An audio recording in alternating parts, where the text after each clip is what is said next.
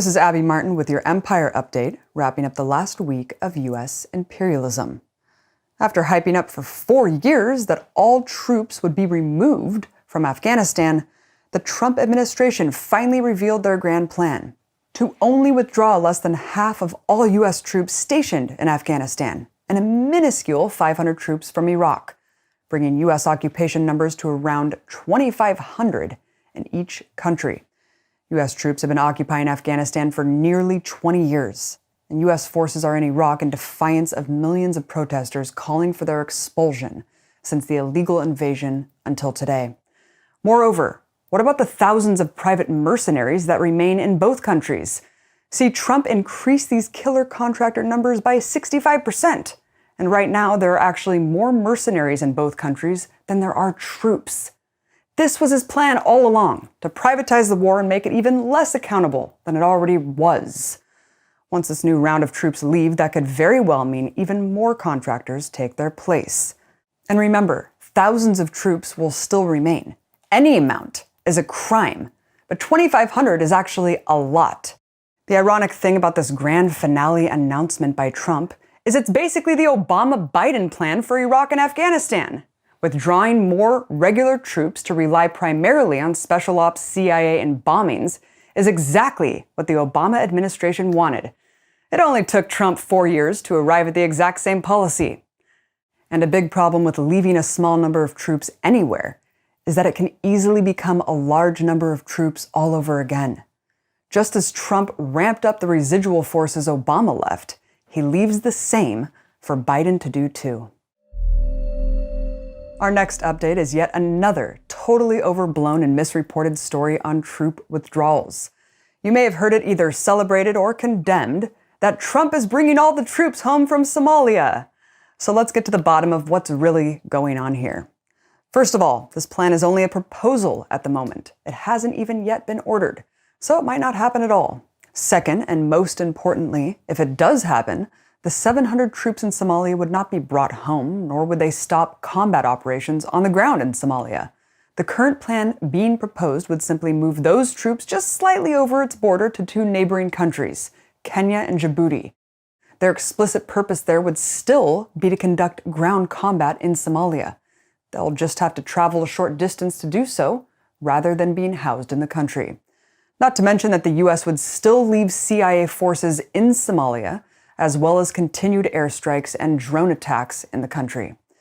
It is important to remember that it was Trump himself who implemented a gloves-off policy in Somalia and removed rules designed to protect civilians from collateral damage.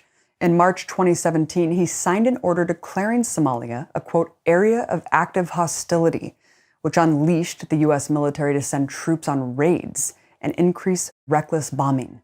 To now credit Trump with any positive change simply because they're now thinking about repositioning some troops to do the exact same thing is at best missing the story. U.S. Command in Africa, known as AFRICOM, has military bases in at least 14 countries on the continent, with troops and CIA and more. This has only been expanding, and the latest Somalia plan changes nothing about that trajectory. Also on the African continent, U.S.-backed forces just violated a 3-decade-old ceasefire.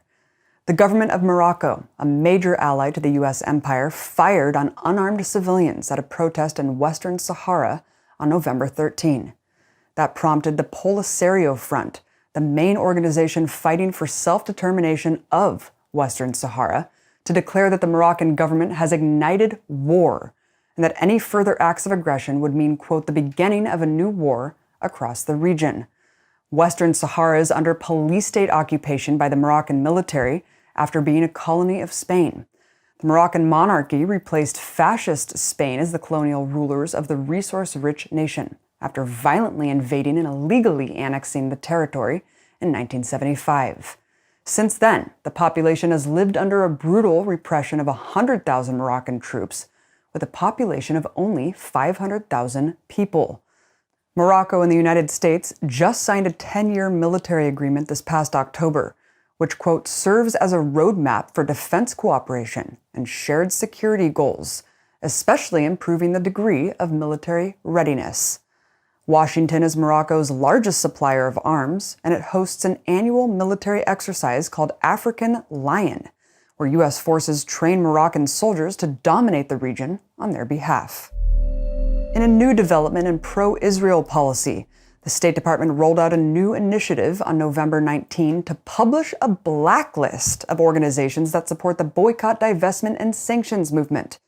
The announcement of the policy also included the claim that, quote, anti-Zionism is anti-Semitism, something that flies in the face of a century of progressive Jewish activists condemning attempts by the Zionist movement to displace the Palestinian people. Organizations that are found to be BDS supporters would be barred from receiving funds that originate with the State Department, as well as punished with other unspecified actions. This is just the latest attack on Americans' constitutional rights to protect the U.S. attack dog in the Middle East. In our final update, this past week we got disturbing new insight on just how close we could be to World War III. Yes, Trump is still hell-bent on putting us on a warpath with Iran. Last week he asked his military advisors to present him with options for an attack on Iran's military facilities, seriously considering bombing Iran right before he leaves office.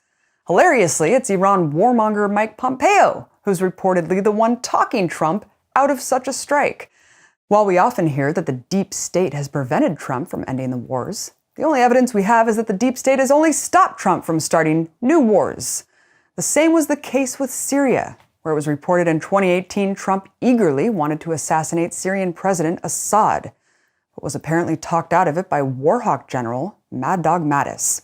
That action, too, could have triggered a new major war. And those are only the ones we know about.